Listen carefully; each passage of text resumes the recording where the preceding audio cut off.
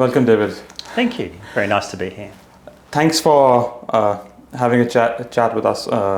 And we're trying to talk around the word purpose. And before we delve into specific questions, I would like you to share your brief background and your touch points of your life within health and disability and the flavor of regions. Sure. Yeah, happy to.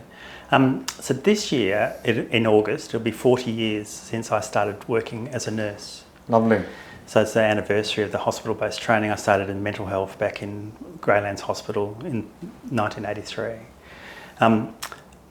And it was a fantastic and scary and challenging environment to work in. I was young, and my first ever ward was what was then was called Lower Dalkeith, and it was basically a ward for people with intellectual disability who would become institutionalised.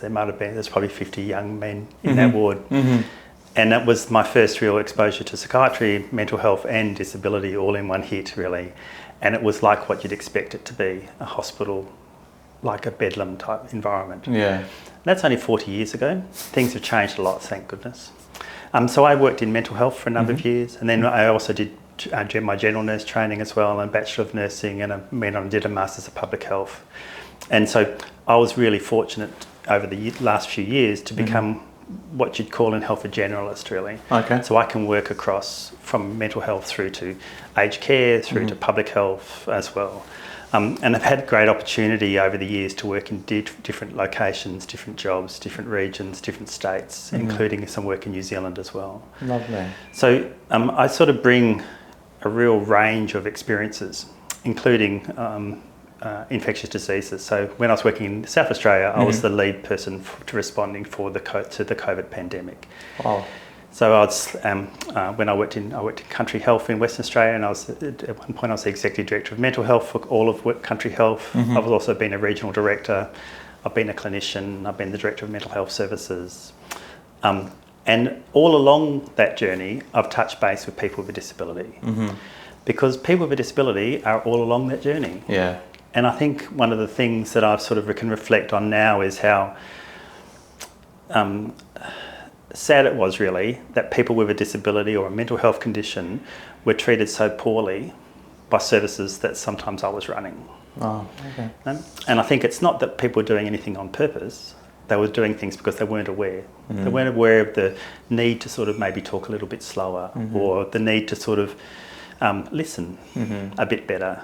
Because when you're running a hospital, and I've run a number of hospitals, the pressure on you to turn things around, to hit budget targets, to deliver high quality services really quickly is very, very significant. Wow. And so you spend a lot of your day jumping from one issue to another, which is the job, and you get used to it, and you work long days and all those type of things. But it's not necessarily as satisfying as as when I worked in public health, where you actually got to do lots of planning, lots of strategy, writing best practice papers. It wasn't as much fun as when I worked as project director building hospitals, running a $500 million project in Country Health Service, building a whole heap of different hospitals. Lovely. And service reform, introducing nurse practitioners, introducing incentives for GPs to retain them into the country hospitals. So I've sort of had a real potpourri of service delivery, I suppose, and that's probably reflective of how old I am and how long I've been doing it. And I think it's very powerful to have that kind of a breadth of experience, not just not just the depth of knowledge. Yes, you get that, but the variety, but similar clinical experience, which is valued across the domains.